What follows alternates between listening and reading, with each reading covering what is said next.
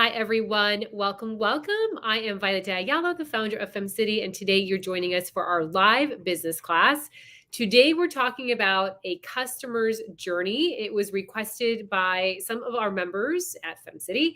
And so I reached out to Christi Norfleet, who is with our FemCity Global program. She's with Confluence Business Solutions, and she's often our teacher when it comes to marketing process, streamlining, the latest trends in marketing as well, email marketing, online funnels, like all sorts of like you are literally Christy, my go-to person for anything that I'm like, I have to ask Christy. She knows.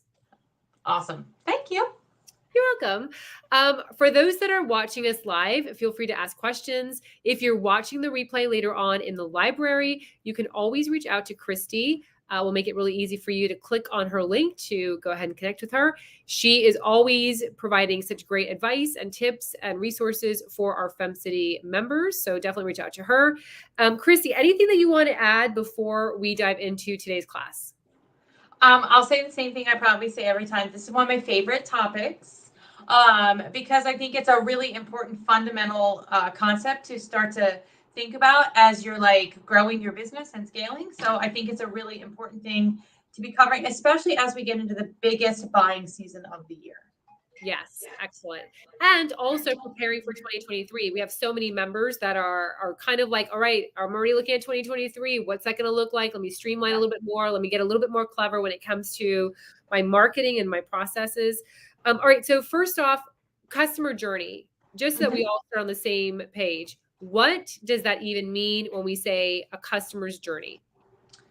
So I like to think about it like essentially a map of all of the different places that somebody's going to come into contact with your business.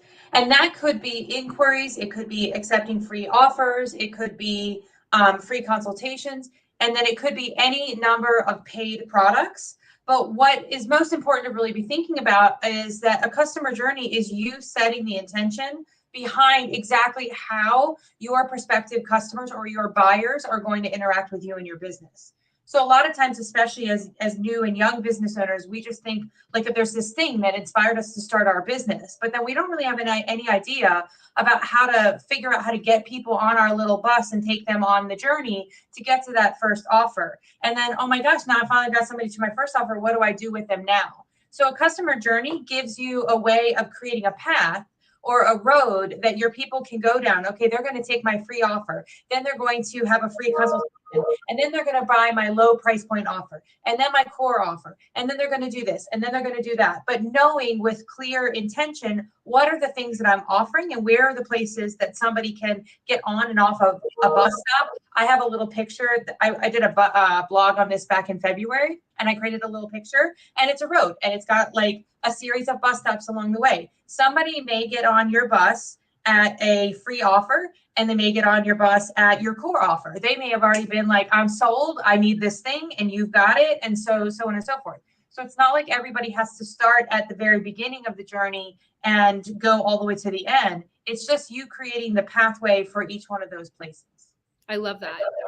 Yeah, and so for those that are familiar with FemCity, as an example, because I like kind of to show you what she's talking about, like in real time. Like when you joined FemCity, you probably came through our trial membership, right? So it's a 30-day free trial membership, and we already know how many percentage-wise are going to convert into a paid member, and that's part of what Christy was saying, that roadmap. So you're getting in there on that little kind of like that bus stop. That's where you're going to get in, and then for the most part, generally they'll go ahead and upgrade to a yearly, then they might upgrade to a global membership, then they might buy some merch, then they'll go ahead and maybe go to one of our global retreats, maybe they'll pay for a paid membership, a paid program. But sometimes people can just enter through a paid program, right? So sometimes people just enter FemCity and go to our accountability or directly to our global program. So it's kind of like this is the plan, but sometimes they can come in, but you actually have this journey drafted out. So there are places for them to visit, I guess, if we're talking about that bus. Yep. Okay, so it helps also take all of your ideas and puts them into some sort of strategic process. Love that. All right. So you already have some love that came through. I just want to kind of share some love. You have someone that came in from Facebook that says great metaphor. And then you have Kim Murphy, who runs our FemCity Hamilton community. She's our president there. Love this, a roadmap of our customer journey with lots of stops. So awesome. All right. So you probably have our femmes going, okay, I need this in my life, especially for the holidays or especially for planning for 2023. How do I start to create a successful customer journey? Obviously, so that my money goes up, my revenue goes up, my opportunities go up. What's the first place to start? So I would actually start by writing it out. So, and I don't know if I can share screen. I think you can. Let me see if I can. Though, remember a couple months ago, we couldn't do that? Remember we were doing the class from Miami-Dade County that we were like, so I say you can, but maybe not. Let's give it a shot live. It's going to be great. What can go wrong? Yeah. All right. So I think we'll do that guy. Okay. Can you see my little picture here? Yeah. Okay. So I'm going to just open. So this is the blog. I will share this particular blog article after we wrap everything up. But it's called Take Your Prospects from Stranger to Repeat Customer, because that's ultimately the job of and I don't know why this picture is so small. So it's ultimately saying, I'm going to take somebody who I have no relationship with, and they're going to like do the work for me. They're going to refer business to me. And so you see that myself, a little school bus. Now you don't have to have it be a bendy road. Literally just make a line on a piece of paper. And what is the things, on the left-hand side, you're going to put in the things that are your free offers, the things that are your, low risk, low return for the potential person. But this is also super important because it's where they get to know you and build that know, like, and trust. And then on the far right side is going to be your high-end offer. Because in an ideal world, none of our offerings are single purchase, because then essentially all we're doing is creating a transactional business. So if we give people lots of choices as they're chugging along, here's my free offer, they're going to move over into my introduction offer and then move along to my core offer. So, and I think about a core offer is like, this is the meat and the potatoes of my business, but not everyone is going to be qualified for that. So if I'm having a conversation with somebody, I have hey, maybe you need a little bit more time. Maybe we need to build a bit more capacity in your work or that sort of thing. You maybe want to test me out some. That introductory offer, if somebody's coming in from that core offer place, is a great way for them to have a lower cost, lower expense, lower commitment, and then they can move up to the core offer. So there's lots of different ways that you can do this, but you have a clear vision of what are your offerings, what are your products, and what do they cost? So if if somebody's coming in at that free offer, maybe the right stop for them is that introductory offer. You get to be the judge. Maybe you just drive them straight over to that core offer. And if they don't buy, then you give them the opportunity to do that introductory offer. But if you don't know what you're offering, then you have no idea how to close a sale. So what you're trying to do is create a strategy so that when you sit down and you have a sales conversation with someone, they understand, because remember, you're the expert. So you shouldn't be giving them 6 million choices. You should be saying, I recommend this particular product for you. And that could be your core offer. It could be your introductory offer, but you're the one saying what that is. And that kind of actually, as I'm saying it, reminds me of some sort of important piece that we've kind of skipped over. And that is productizing your offer or your service. So we actually have done a lot of work with clients in this particular area where we're really passionate about the work that we do, and we really want to make something that works with everyone.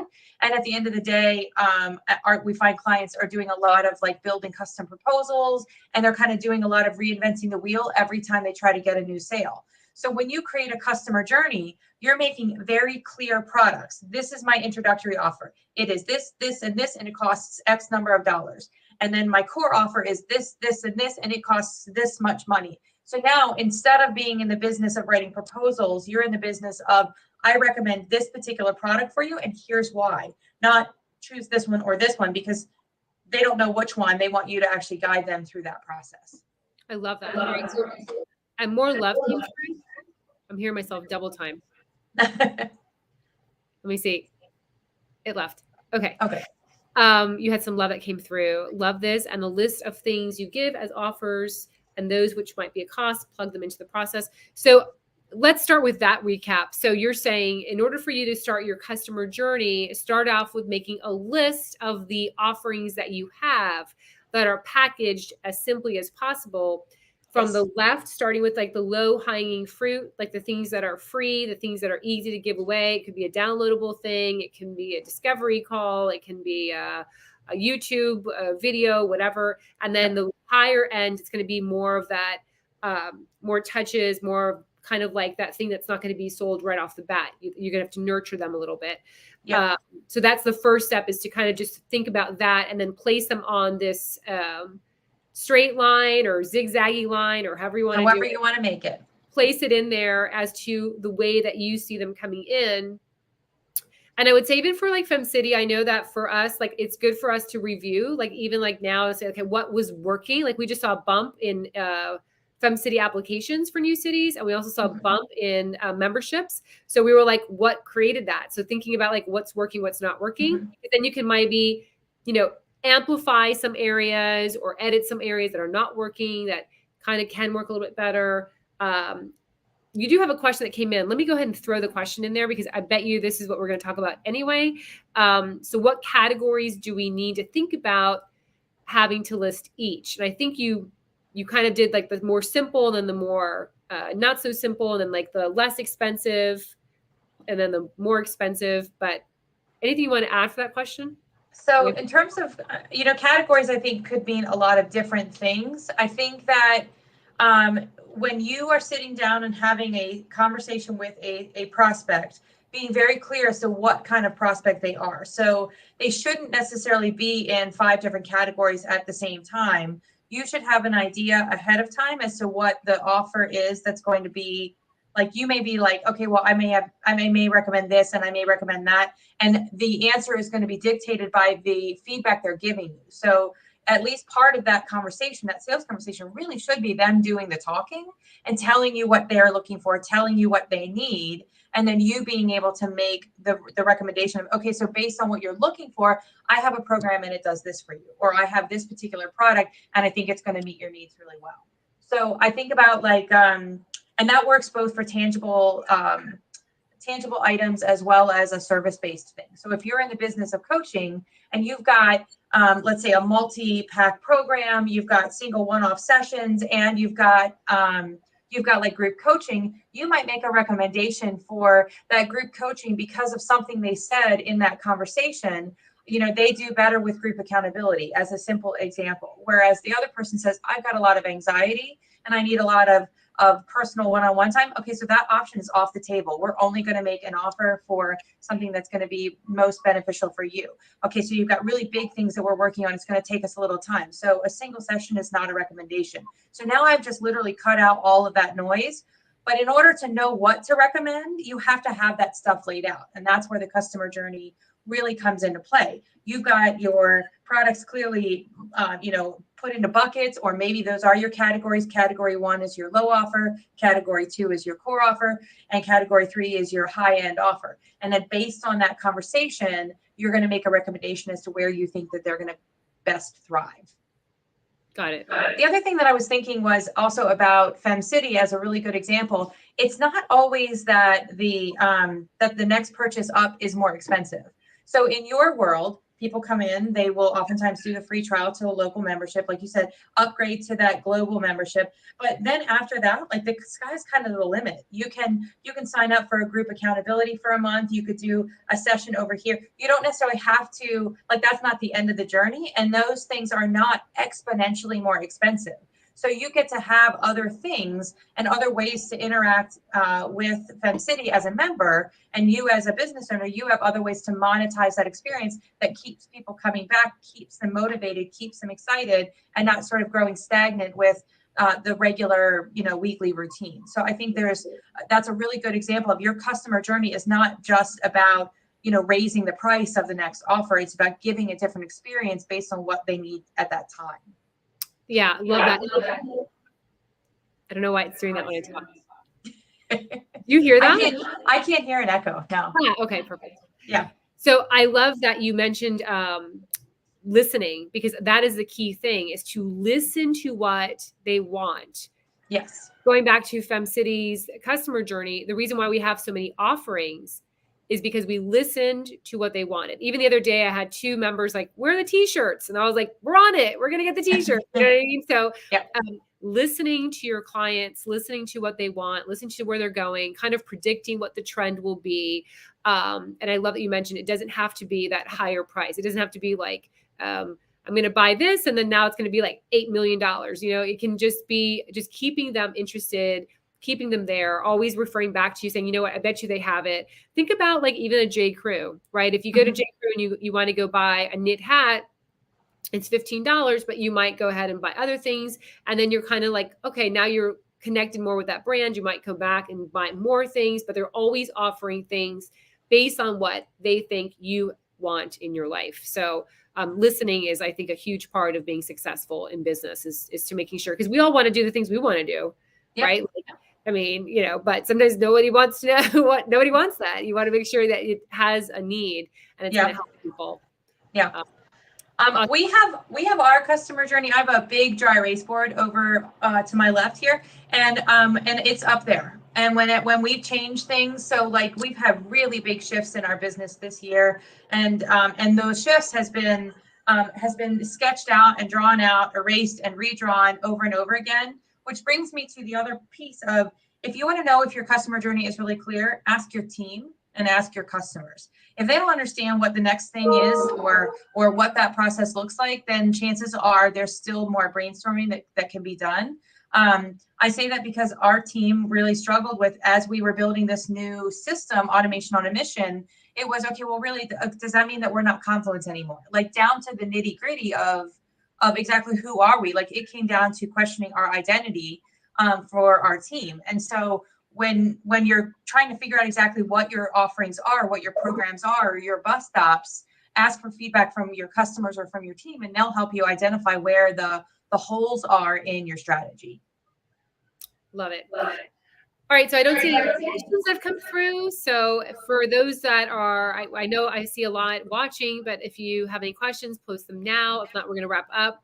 Again, for those that are watching the replay, because I know so many of you do, you know, don't hesitate to reach out to Christi. She is here to help you. She's been a part of the global program for, I think, more than 2 years. I want to say we're coming on 3. The pandemic has messed me up, as it has messed up all of us too. Yeah. 2 years. So if you have any questions, feel free to go ahead and ask her, reach out to her. By the way, Christi, how can they find you? What's the best way for them to connect with you if they do want to continue the conversation? Always book a call with me. There's I have my coffee link in the FemCity group. I'll share also in the I'm getting love. So somebody's watching and sending me text messages. But you can also, I'll put my link in a comment with this video, as well as a link to that blog article specifically on this very topic. So awesome. Thank you so much. And we will tag her also for those that are watching over on LinkedIn or on YouTube. We'll go ahead and add that website there to make it really easy for you to connect with her. Christi, I don't see anybody else. I do see some love coming through for you. But thank you so much for taking the time out of your day and sharing with us your wisdom on this topic. I'm so grateful. Always. A part of our global program and one of our featured teachers. Thank you, thank you, thank you. And for those that want to learn more about FemCity, head over to femcity.com. We've got a great part of our customer journey, a great 30-day free trial membership to get you all kind of loving on FemCity. Thank you so much, Christi. Thank you.